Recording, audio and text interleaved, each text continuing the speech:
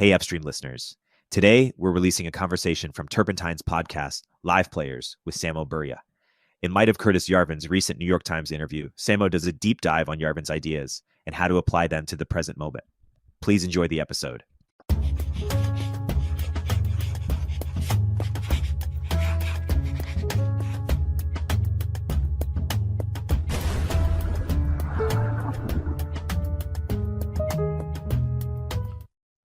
Samo, so there was an interesting Twitter conversation we were having that I wanted to bring up in this conversation. There was Curtis Yarvin has been in the news lately. He did a interview with New York Times. Who could have imagined that a sign of the vibe shift, if there ever is one. It seems like there's a set of institutions that's really trying to understand what is Curtis's influence on the tech right or on the right more broadly. And then Dorkesh, who's a brilliant interviewer and a mutual friend, had this tweet saying, "Hey, Curtis really misses the point when he makes this comparison between Apple and the government." And he says Apple can succeed by having a CEO because there's a market that rewards the best CEOs and punishes the worst CEOs. And as a result, we get the winners, the losers fall, and there isn't any huge sort of risk of that. Whereas in government, you don't have this sort of selection mechanism by which the best people can become CEO, and the risks of having a bad CEO or bad leader like a Chavez or a Mao or whatever are catastrophic. And thus the analogies from the market to the government don't really hold. And then you had an interesting response. So let's get it together. My response specifically was because he credited the functionality of private companies to an evolutionary process where that is simply not the case. There is no natural selection that is being run on corporations. Natural selection requires heritable variance with differential survival. So unless you fulfill that criteria, if there is no reproduction, there is no natural selection, and corporations do not reproduce. And when they do reproduce, when they make spin-offs, these are completely new companies that often don't have much or any of the DNA of the previous organization, other than perhaps staff and the overlap of staff. But if we're talking about that, then that's an argument for cloning employees. It's sort of not an argument for corporations transferring their bylaws and best practices and there being some sort of mechanistic approach to their functionality. I mean, even Apple is actually a great example. I think it is a functional institution, but a dead player. And a functional institution can persist for a long time after the founder has sort of departed. It can persist, it can be profitable, but it will be unable to adapt to circumstances. Would I be surprised if Apple today was outcompeted by a Chinese firm? Not at all. I think they will be blindsided by future innovation, either coming from the United States or coming from without. And, would the Apple of Steve Jobs have been blindsided? Almost certainly not. So first, I want to dispose of this idea that the market automatically, basically the profit discipline is what could result in a company, first off, becoming functional, and secondly, acquiring a live player at its helm. A committee, be it a legislative body or be it not a for-profit board, will necessarily have to act through consensus. By acting through consensus, they're almost certainly going to only go for picks that seem obvious or a good idea. No board would have voted, if they could help it, to give, say, Twitter.com to Elon Musk. It had to be something of a hostile takeover. It seems an action with a lot of risk, but a lot of downside. Now, I specifically wrote a long rebuttal of the institutional evolution thesis because I think it's a common misconception. Now, this doesn't mean that market discipline isn't important or that creative destruction or AKA disruption isn't important. Employees, machines, real estate are misallocated between functioning firms and non-functioning firms. And if you create a new company that is better at, say, making electric vehicles, society is vastly better off if the electric vehicles making robots are in, a gigafactory and reassigned to the gigafactory, rather than if they're still at General Motors being utilized in a suboptimal way. So straightforwardly, market discipline rewards functionality. There's just insufficient mechanism for it to create functionality. And we could go deeper into, let's say, like the core of the work issues argument. And I feel like the core of it, and by the way, when people respond to an argument and they say, oh, but there are other arguments against, say, I don't know, Curtis Yarvin's position. Well, I can only respond to the arguments that are explicitly written. It's necessarily beyond the scope to say arguments that aren't there. But let's look at the argument that is there. There's this idea that there is unbounded downside in government. I sort of don't believe that at all. I mean, even in the most catastrophic cases, for example, in the Chinese government, after Mao, there was a recognition that the policies were disastrous. And in fact, Mao was removed from power before he died multiple times. So he was accountable, in a sense, to at least the other members of the Chinese Communist Party. Now, this is not always the case. Stalin obviously secured his position to such an extreme degree that it was sort of impossible to go with a different leader until his death. But, I think that, for example, for China and the Soviet Union, I think the disaster might have been the bad policy, not even the bad leadership. I wonder if someone else were running the same system Stalin was running, would there have been a Ukrainian famine? I think probably so. So in that case, I would put the blame on sort of the fundamental faults related to Bolshevism and the fundamentally incorrect theory of Marxism. And I would actually say that that is probably responsible for more of the problems. And merely, applying groupthink, that doesn't actually solve those problems. If there was a committee in charge of revolutionary Russia or revolutionary China, and we eliminated there being a single leader and instead there's a plurality of them, and everything the committee believes is crazy, the effects would be just as bad. And in fact, we have a historic case study. Like, the French Revolution had the Directorate, which was this sort of revolutionary council, or the Committee on Public Safety in France, right? So I think the attempt to the assumption that we're just picking, the assumption that basically it kind of doesn't matter what the ideas are of the relevant people running a country, I think that's the assumption I would challenge. So I would say that actually the 20th century shows that there are few ideologies that were just radically incorrect about the nature of the world. They would have been radically disastrous if implemented by a single individual, aka a dictator or a president, but they would have been, and in fact were, just as disastrous when implemented by a committee or a bureaucracy. So does government in fact have greater downside compared to a private company? In a lot of ways, yes, obviously. It has a monopoly on violence, so you can have disastrous wars can be started, the rights of citizens can be trampled, but then also the stakes, the economic stakes are higher. If Apple fails, well, that's just Apple.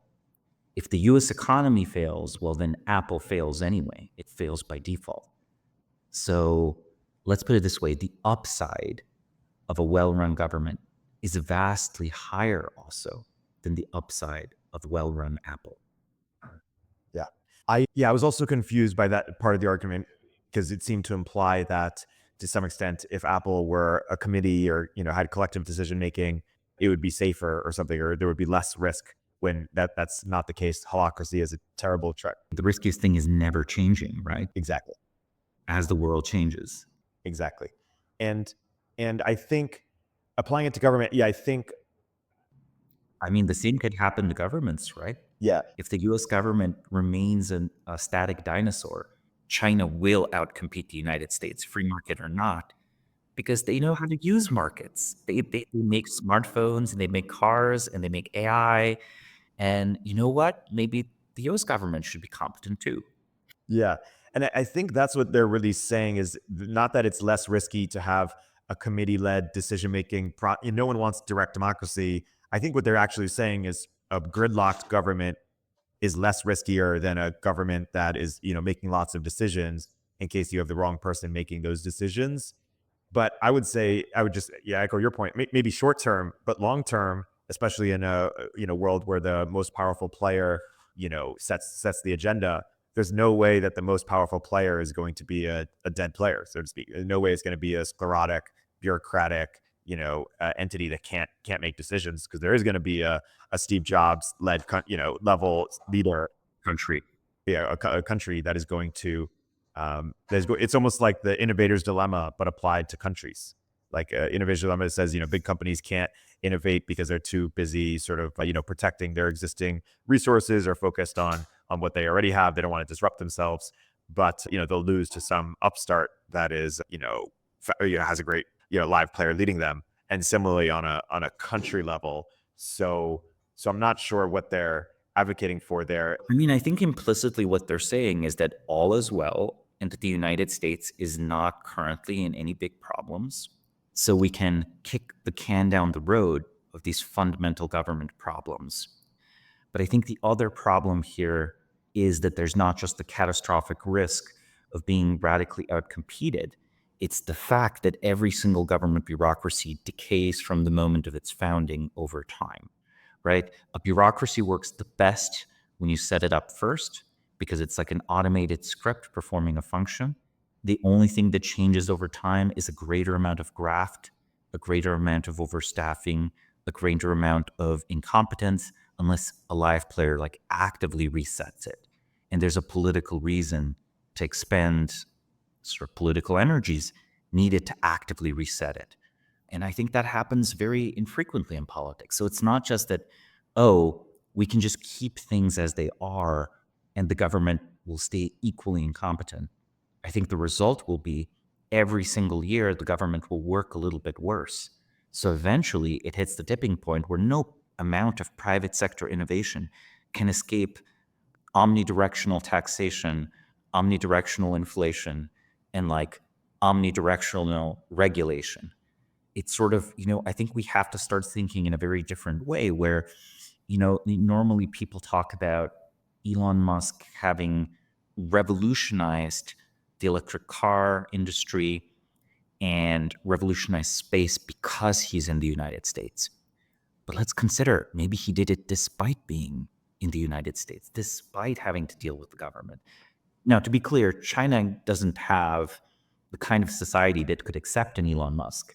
But, they have their own Jack Ma's and so on, and they can harness them, right? Or this, with Quant, that leads the recent DeepSeek company. But DeepSeek, for those who've not been following AI news, is this model that people are disputing for how much it was trained, but no one is disputing that it was trained to a level equivalent to Western models at a vastly lower price point, which suggests mathematical innovation, or at least very efficient code, compared to how Western companies train these foundational models for the chatbots.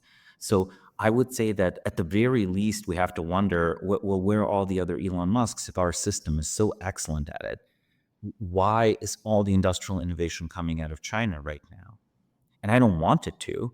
I do think China is a less free society than the United States.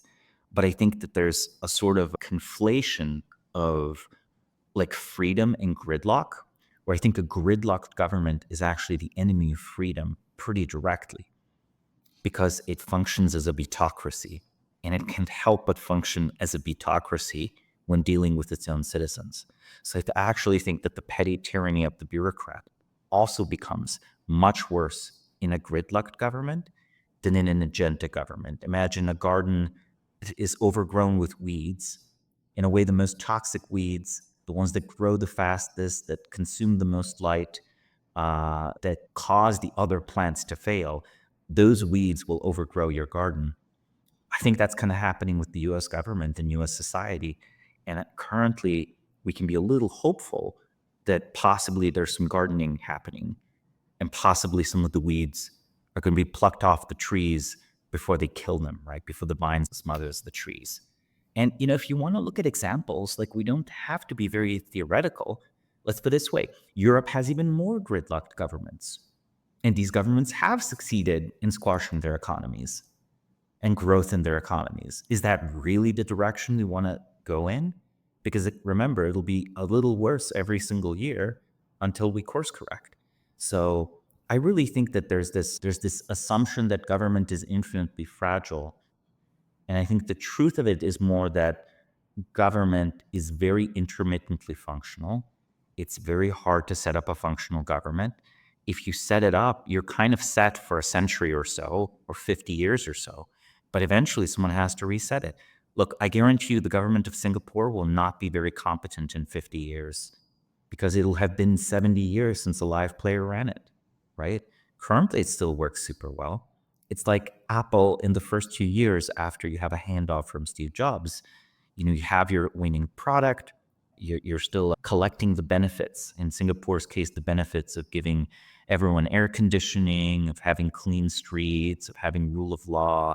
All of these things are set up and running, but they're not really self-sustaining.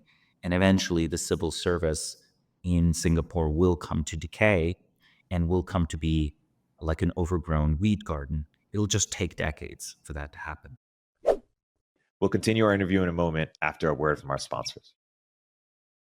Even if you think it's a bit overhyped, AI is suddenly everywhere, from self-driving cars to molecular medicine to business efficiency. If it's not in your industry yet, it's coming fast. But AI needs a lot of speed and computing power. So how do you compete without costs spiraling out of control? Time to upgrade to the next generation of the cloud. Oracle Cloud Infrastructure, or OCI. OCI is a blazing fast and secure platform for your infrastructure, database, application development, plus all your AI and machine learning workloads. OCI costs 50% less for compute and 80% less for networking. So you're saving a pile of money. Thousands of businesses have already upgraded to OCI, including Vodafone, Thomson Reuters, and Suno AI. Right now, Oracle is offering to cut your current cloud bill in half if you move to OCI for new US customers with minimum financial commitment. Offer ends March 31st. See if your company qualifies for this special offer at oracle.com/turpentine. That's oracle.com/turpentine.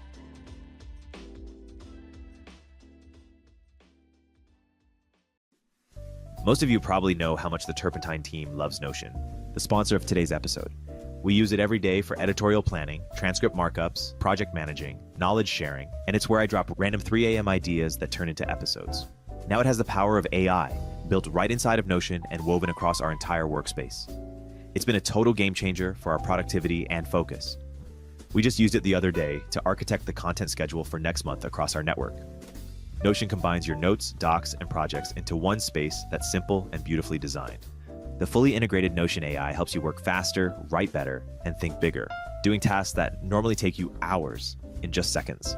Try Notion for free when you go to notion.com/upstreampod. That's all lowercase letters. Notion.com/upstreampod to try the powerful, easy to use Notion AI today. And when you use our link, you're supporting our show. That's notion.com/upstreampod. The other part of this is that democracy, means sort of different things, right? So Curtis likes to say that he wants to return back to democracy under FDR or democracy under Lincoln or under Washington, where the executive had more authority.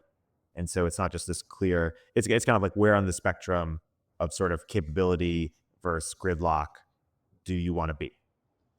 I mean, I also think that, if we look at Curtis's ideas, and I think you've written also very interesting and high quality reply to Dwarkesh, when you note that the United States has had these periodic reboots of government, which, are completely compatible with the constitutional order as it exists. It's just a question of, is there agency behind it, right? And I think that all else equal, I think the presidency is well suited to agentic live individuals choosing to shape things like foreign policy, choosing to deal with bureaucracy, right?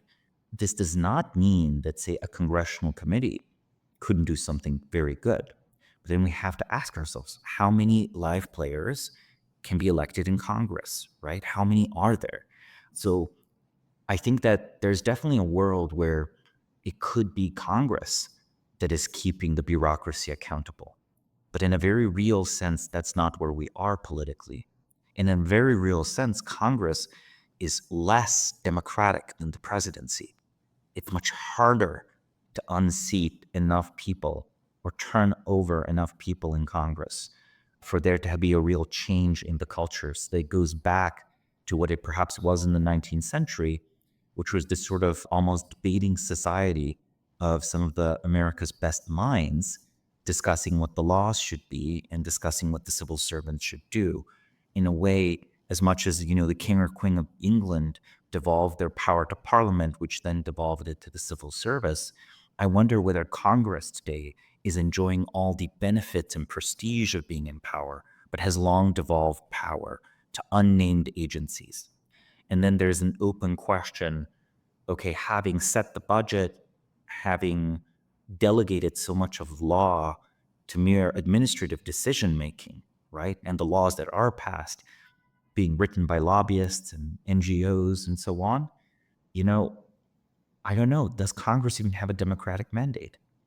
So I'm not even sure it has a democratic mandate. Maybe it is the heart of oligarchy, and the presidency is actually one of the remaining vestiges of democracy where it works the way it's supposed to. So in this sense, again, if by democracy we mean the people have an agenda and they hire people to enact that agenda, clearly the presidency, be left under the Biden administration or right under the Trump administration, it's a more responsive instrument than Congress. So I don't even think the voters are wrong to only focus on the national election rather than the local election. The local elections, let's say, local democracy has already been defeated by bureaucracy. National democracy, we're currently running a test as to whether democracy can, even on this level, overpower bureaucracy. And I think we'll see over the next 4 years what the results of this test are. Yeah, I think there are a lot of different ways to read Curtis, and Curtis has lots of ideas, which I don't endorse. It's like almost kind of where on the Curtis train do you want to step off? If you go all the way on the Curtis train, he advocates for sort of government being a joint stock corporation with a board, kind of mimicking, and he actually wants to mimic the market mechanism on a country level. He has this idea called patchwork, which is kind of like the original network state concept, where there would be these competing countries and states, and people, could. Sketches a very anarcho-capitalist vision, right?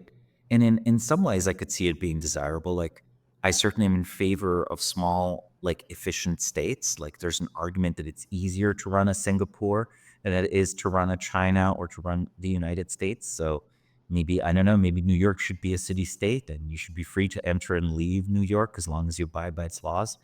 But yeah, he proposes and sketches many different concepts to many years of writing. Like, he's a well-known essayist and polemicist.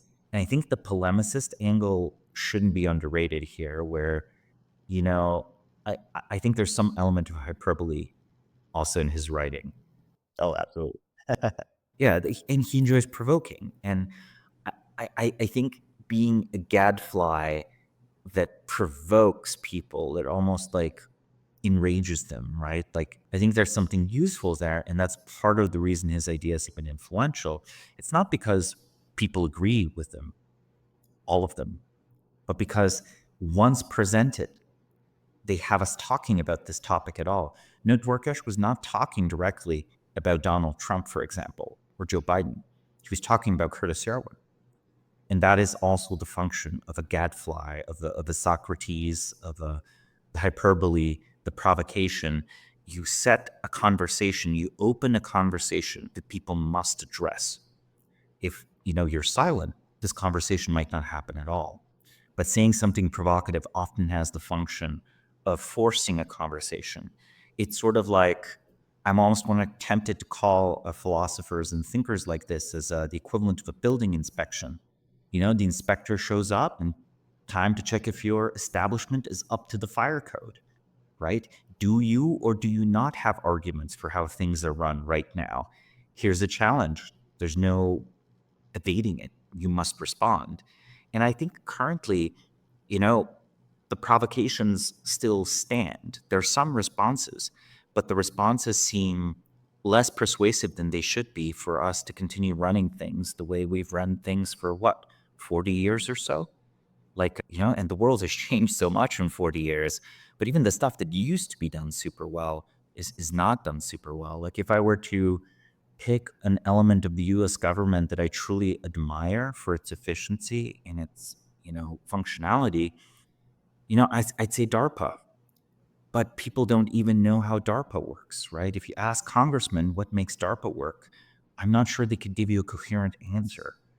So even the congressmen, if they want to replicate it, create more bodies like DARPA, which is also an interesting question. Well, maybe, DARPA is exactly correctly funded. Maybe it couldn't spend 5 or 10 times as much money super well. Or maybe there should not be 5 or 6 competing DARPAs. Maybe those get on each other's toes, and et cetera, et cetera. But even if you wanted to multiply that sort of success, there's been very little investigation and focus on doing so. And I think it's because in the United States, the discussion for the longest time was only focused on big versus small government. And so people, they tend to favor a welfare state, a sort of social democratic approach. They always defend a type of government spending. And, people who want a small minarchist state, they don't see a route to full anarcho-capitalism with, the corporation of New York sleekly run like Apple is or whatever, or SpaceX, even a better example. So they just oppose any sort of growth of government functionality. And I think this discourse has trapped everyone in sort of a false dichotomy, where the core point that I think Curtis's writing does make, and I've read something like half of his writing, that I strongly agree with, is the idea of a small and efficient government, where the functions that the government sets out to do, it does very well. I don't think there's anyone who'd even argue that it would not be possible for the Pentagon to spend, let's say, 50% than what it spends currently, and it would be possible to do that in such a way that there would be no reduction in U.S. military power. Anyone who's seen the procurement process, the kind of stuff we're spending, what kind of technologies the Pentagon invests in, they can tell that this thing could work more efficiently. And I think you have to go all the way to anarcho-capitalism, right? Like, minarchism isn't enough for someone to say national defense should be fully privatized. I think because of that, at the very least, we should make the Pentagon efficient. But if you imagine Republican senators and congresspeople trying to make the Pentagon efficient, or generals trying to make the Pentagon efficient, I mean, in a way, the more successful they would be at that task, the less money they'd be paid at retirement. In a way, the retirement budget is the corruption inherent in the contractor choices. And that's why Boeing, that's not very well known for keeping airplanes in the sky, is still a load-bearing part of U.S. defense, rather than, say, companies with a more recent proven track record. And of course, if Boeing fixes its ability to produce commercial aircraft, I'll have more faith that they are keeping up with all of the many developments in aerospace. I've yet to see the Boeing drone, and I've yet to see Boeing lobby the US government that you should buy our drones rather than buy our 20th century jet fighters. Yeah, that's well said. A question you kind of phrased it earlier, which is like, someone is voted, presumably for a set of policies or a set of agendas that they aim to enact. What should their be ability to enact that agenda, basically?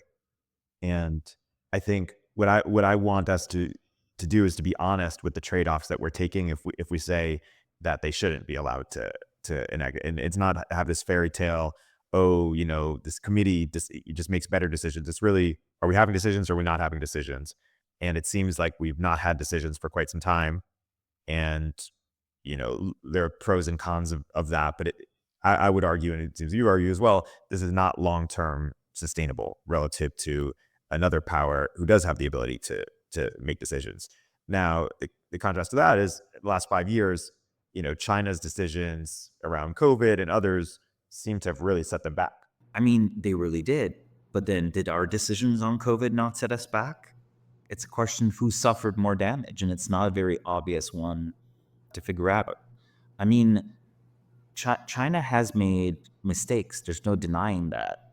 But I think a lot of these were like, in a way, high agency mistakes. The lockdowns that they imposed in China, right? That was a fresh exertion of their bureaucracy. But we had lockdowns imposed anyway. So I'm not really sure.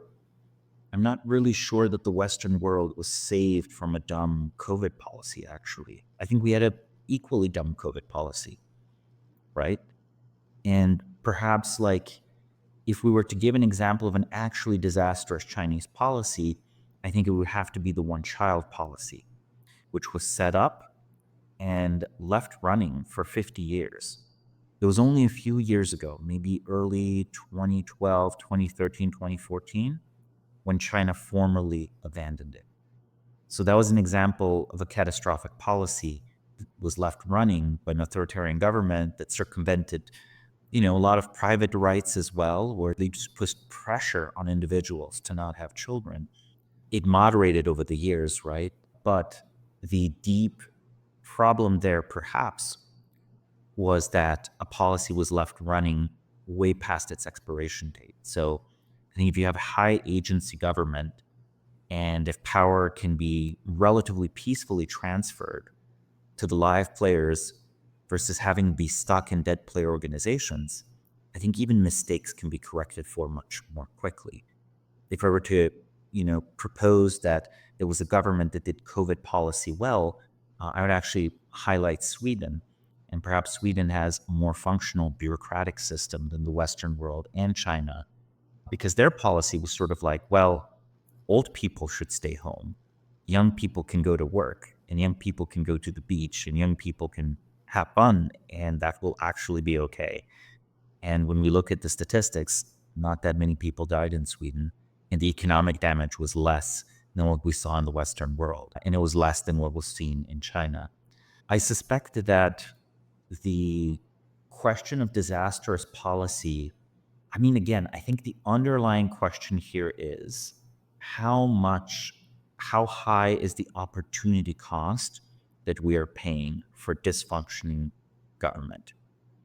And I think maybe the dwarkish position is that actually we're not paying that high a cost because government can't be that good anyway. And the economy is growing still. And we should just not upset the boat and just be happy with like 2% economic growth or whatever it is, whatever the real number is. And eventually this will result in a very advanced society, in a society that's not scarce. And along the way, there'll be moral failings, but there won't be new moral disasters, right? So for example, you're not going to have a curtailment of the rights of the citizens and shipping them off to a gulag or something. But, I'm not sure. I feel like the cost of inefficient government's pretty high. I think, for example, we have old people, hundreds of millions of them, who are having their brains melt because Alzheimer's research funding has been completely divorced from actual progress on Alzheimer's, including completely fabricated data. And money is spent on this. It's not that the money is wasted. It's that the money is spent on fraudulent research. This actively slows down scientific progress. And that's just Alzheimer's, right? What if we think about aging itself? What if we think of the diet, the health of the people, right? What if we think of other policies that are happening and creeping in the Western world, right? In Canada, the most budget efficient way to deal with a sick person is to tell them to kill themselves. I'm joking a little bit, but I'm talking about medically assisted dying, which because of bureaucratic incentives, every single year, like 3 or 4% more people than the previous year are fast tracked to it, because on a simple budgetary spreadsheet, it's clearly the cheapest treatment option by far. So I think you could easily imagine a world where actually even a bureaucratic government commits heinous atrocities. There's just no one to be held accountable. And if I look at the streets of San Francisco, where I live, and I look at people rotting in the streets, literally having, their legs decompose and suffering horrible drug addiction, I just don't know. I feel like that is a atrocity without decision makers.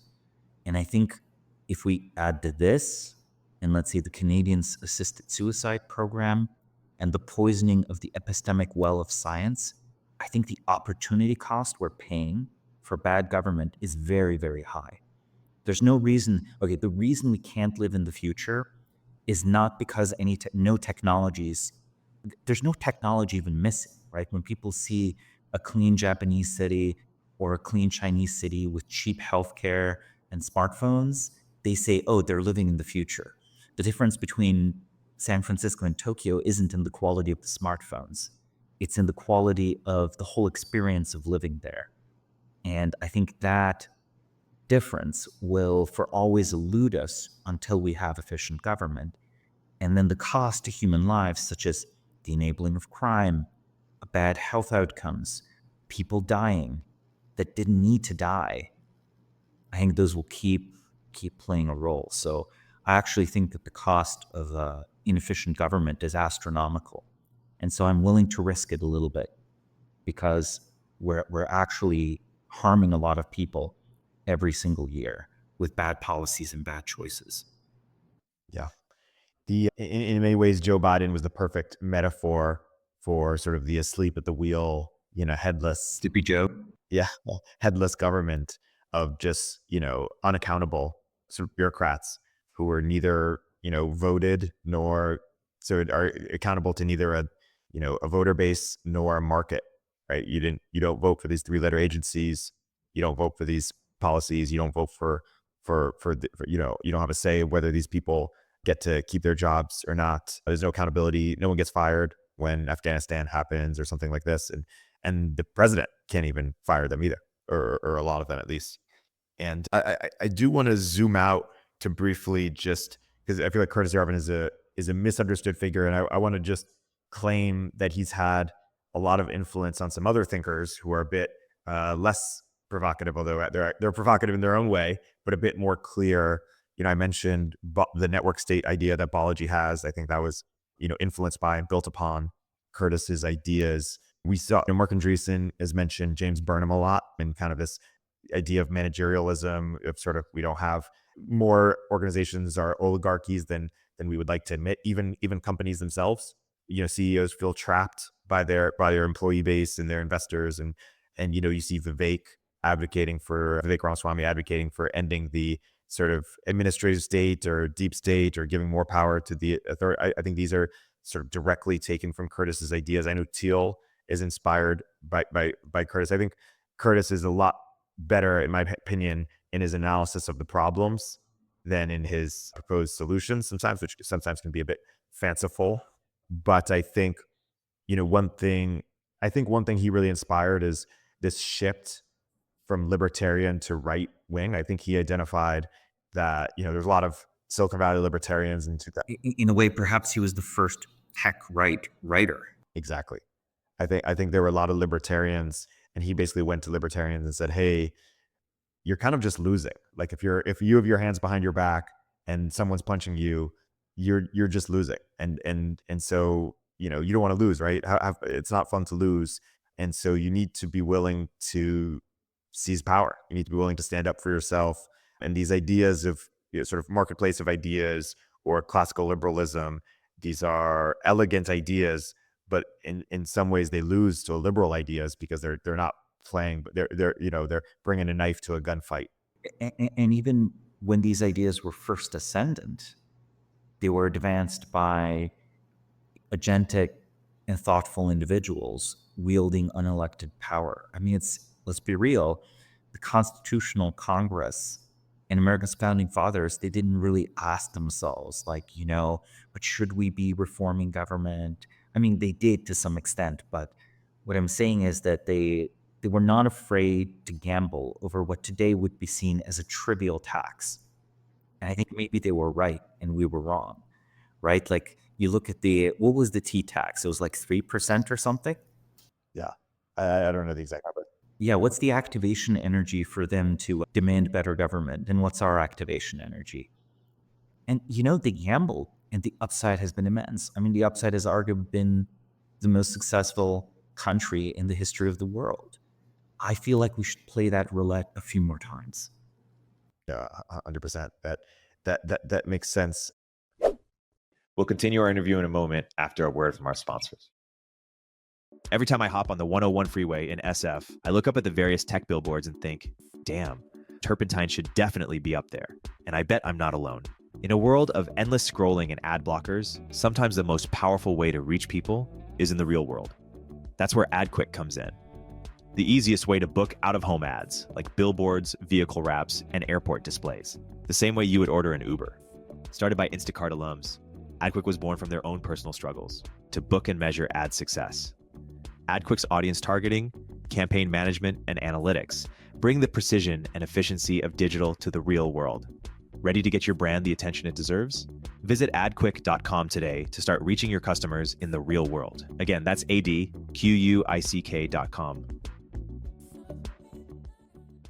Hey everyone, Erik here.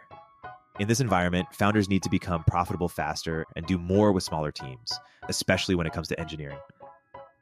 That's why Sean Lenihan started Squad, a specialized global talent firm for top engineers that will seamlessly integrate with your org.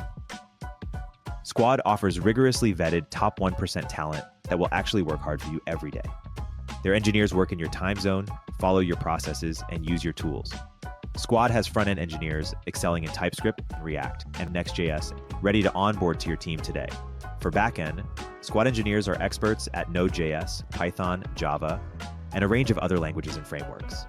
While it may cost more than the freelancer on Upwork, billing you for 40 hours, but working only 2, Squad offers premium quality at a fraction of the typical cost, without the headache of assessing for skills and culture fit. Squad takes care of sourcing, legal compliance, and local HR for global talent. Increase your velocity without amping up burn.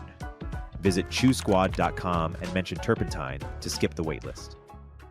I think another one of his contributions, at least in my understanding of the world, is you kind of see, it's typical to see sort of the Democrats and the Republicans as, oh, these are two parties that believe very different things, and there's just a ping pong, a pendulum shift between one and the other. And reading him, I think I had a better appreciation that in some ways or many ways, a conservative is really often a liberal on a lag. Like if you look at many people who make up the Republican Party today, many of them used to be former Democrats. And in some ways, it's like Republican is just a Democrat who stopped moving with the left as the left kept moving. And so that you see that there is this kind of pattern and trend towards more leftism. It's almost like the left versus the less left. And so that kind of changed how I view things a little bit as well. I mean, it's the case that the agreement of the two political parties on issues such as foreign policy was very deep, right? And that was very apparent, especially in the early 2000s, but somehow it wasn't something that was brought into discourse much. And I think Curtis was one of the first writers that point out that the deep level of ideological agreement. Like, for example, we'll see what happens in the courts, but recently, the Trump administration basically undid a bunch of specific interpretations of how hiring should happen in the federal government that prioritized affirmative action and equated affirmative action with civil rights, basically, and proposed that there should be merit. And the question is, well, all these like libertarian and conservative Republicans, if they could have just issued an executive order at any time to do this, why didn't they? And I think the answer is they actually agreed with the Democrats. Maybe their voters didn't, but I think in their heart of hearts, they thought that, you must have some affirmative action because it's such a racist government. It will be impossible to fairly evaluate people based on merit. Now, if they said that to their voters, they would lose. But I think this distinction between what are the most fundamental assumptions, it's like if you're like, oh, the woke left has gone bananas, you have to check your clock. When did the woke left go bananas, sir?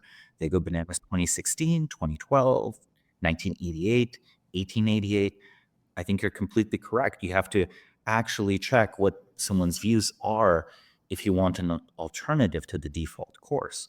Because it's not even like the Democratic Party is advancing all left ideas. No, it's a very specific vision of the future of the country set in the middle 20th century. And you know what? In the middle of the 20th century, it kind of worked, right? FDR, Eisenhower, these are all recognizably the predecessors to modern America.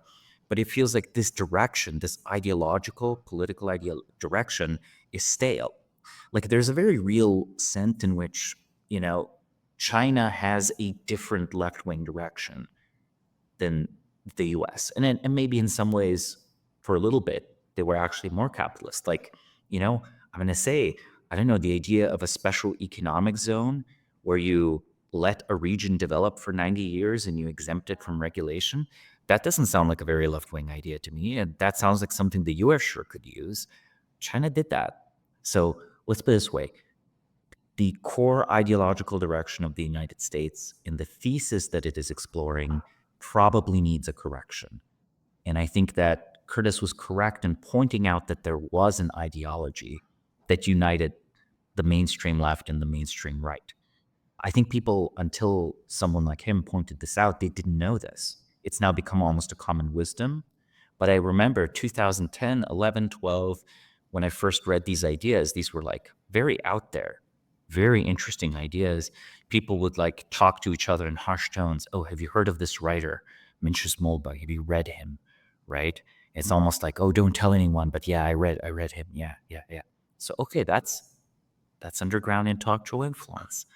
And now that he is a public intellectual of the American mainstream, I'm hoping that the quality of the discourse among public intellectuals is only going to improve from now on. And, then we can pick something as maybe the new ideological project of America. And, it doesn't even have to be a hard right agenda, not at all. One of the things I do agree with Curtis, where he wrote it, is like whoever, wants to govern the American people has to be the president of all Americans, right? It has to be the leader of all Americans. And I'm like, yeah, actually, there's some valid folkways in blue state America. I like Whole Foods, okay? I like my food organic, and that's not a mistake. That's just something I just endorse. I'm like, yeah. Thank goodness. I'm actually happy conservatives are now shopping more for organic food and like natural raw stuff. It used to be just granola hippies, right? Crunchy people that did this, and I think the health benefits are self-explanatory. So it's like there are different ways to live on a continent, and America's a continent, has different cities, different climates, and whatever the broad ideological direction is, it'll have to be acceptable to everyone. And I think that's true even if America weren't a democracy, right? Even in a place like China, I guarantee you if economics growth stops, the social contract will stop, and the Communist Party will bleed all of its legitimacy and be overthrown. That doesn't mean it'll be overthrown by something better. But it means that in every society around the world, in a weird minimal sense, this is a minimal definition, and it is a cherry-picked definition, but it is a valid one. In a minimal sense, every government in the world is democratic because it is simply impossible to run a government when 51% of the population disagrees. It's just a question of like how strongly do you disagree with the government and how sensitive is the government to disagreement, right? But in a very real sense, it takes millions of workers even to make, a totalitarian nightmare country like North Korea work. Like millions of people have to go to work and look at themselves in the mirror and decide that they're okay with this. But if you run the numbers, it's 51%. Doesn't mean it's good equilibria, but so in that very real sense that I think that the more you can harness the broad interests of everyone in society, the more powerful and functional your society will be, and the less it will wage war on itself and with each other. So there is this sense where I do think that there was some powerful political wisdom in the Universal Declaration of the Rights of Man.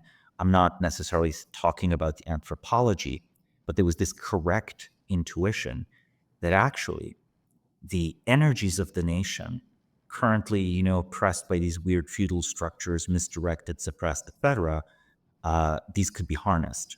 And of course, the systems that tried to harness them, some of them were good, some of them were bad. These became the dominant and powerful political systems of first the 19th century and then the 20th century. So let's put it this way. There's a reason democracy won. It just doesn't mean that democracy is the end of cultural or political evolution. And whatever happens next will actually recuperate reuse and refactor the strengths of both liberalism, which is not democracy itself, right? You can have liberalism implemented through legal systems, etc., and democracy, right? Whatever happens next must incorporate this. So I think the answer is like we're hopefully going to go forward to new undreamt of heights of good government and, respect for individual rights and actual economic prosperity and government efficiency. Yeah, I don't think we have yet reached the end of history. How could we? I mean, Francis Fukuyama did not, when he wrote the book, he didn't know that TikTok could exist, right? He didn't know social media could exist. He didn't factor in AI. So how could political evolution cease if technological evolution has not? Yeah. He himself is having conniptions right now over trying to understand the Trump in 2025 and how his thesis, played out. But also like, let me again emphasize, so far, I've seen nothing undemocratic. I mean, look, he was elected. It's a second term. No one has gone to jail. There's no political prisoners that have been freshly made. So for now, I don't even see anything fundamentally illiberal. Culturally, sure, it's not left wing, it's culturally right wing. But I see no curtailment of any essential part of the American constitutional order. Actually, in some ways, weirdly, more adherence to some unused parts of the Constitution, let's say. Yeah. Gearing towards closing here, is there anything else you'd like to say about Curtis Yarvin's influence or sort of legacies, so to speak, or anything else just on the topic that we've discussed? I think people are far too afraid to read authors they disagree with. I think it's a flaw of our intellectual culture that we assume that reading someone or appreciating their writing means you must agree with them. It's the mark of an educated mind to be willing to consider an idea without automatically accepting it. And I think given that we live in one of the most propagandized eras in human history, we all need writers like Curtis Yarvin. We need people, individuals, who pursuing their thoughts and their views of the world poke us, force us to go to the equivalent of ideological gym where we get stronger. Because this way we'll be less sort of taken in by whatever trends occur in the mass internet, right? The medic sewers where constantly new crazy ideas are developing, constantly new mind viruses are replicating. I think we need more people like him. So I would say, I hope that Curtis is the first in a new crop of American intellectuals, truly self-made intellectuals, grassroots intellectuals, people who have been autodidacts or thought outside the box, not people who have been appointed by the legacy institutions like universities or the press or partisan think tanks. This includes right-wing partisan think tanks. They're awful. They have awful intellectual taste. I can't say how badly the epistemic commons of the United States has been managed. So in a way, writers like Curtis are showing the promise of the digital republic of letters, right? We were promised in the 1990s that there would be a revolution in cyberspace, that people could anonymously share their ideas, write long essays. Curtis tried doing it. It's not quite as advanced as Ender's Game, where like the best shit poster is elected president, but it feels like we went a little bit there and we got some intellectual productivity out of the internet, the free internet. So let's hope it lasts. Yeah, it is crazy how sort of controversial he was. He was even canceled. Yeah, he's not anymore, actually. Like in reality, he is not. But he was, right? I bet people got fired for reading him in big tech. And look at them, now. They're all sitting at the inauguration front row. I mean, all the top execs, at least. Like, that's a change. Yeah, it is pretty incredible. And it's he's changed his tone a little bit. He's less provocative than he used to be, but his ideas haven't changed a ton. It just seems like the real world has perhaps proven him correct a little bit. I mean, let's put it this way. I think love him or hate him, Noam Chomsky was also more controversial when he first got started to later on, even though his ideas of the world didn't change at all either. Sometimes it is people assume you are 100% wrong, and then it takes a few decades or years for people to decide you're 30% or 40% right. And, I wouldn't say that Chomsky is 40% right. I just think that, society thought he was 40% right or 50% right. And that's why he was accorded the status and the prestige he had. Yeah, that makes sense. So I think Curtis is rising to that status right now, where people are like, oh, he's 50% right. Or like, oh, he has great critiques. I don't agree with his conclusions. So of course, remedies, but I agree with his critiques. What you said earlier, that's not unique. I've heard that from dozens of people. And people aren't afraid to say that anymore. I mean, even Dworkish might have said similar things about him. I don't recall. Well, maybe in a future episode, we'll have a similar skirmish on the internet around Bronze Age pervert or some other non-writer. I look forward to it. I look forward to the debate. Well, Samo, a great conversation as always. Until next time. Till next time. Upstream with Erik Torenberg is a show from Turpentine, the podcast network behind Moment of Zen and Cognitive Revolution. If you like the episode, please leave a review in the Apple Store.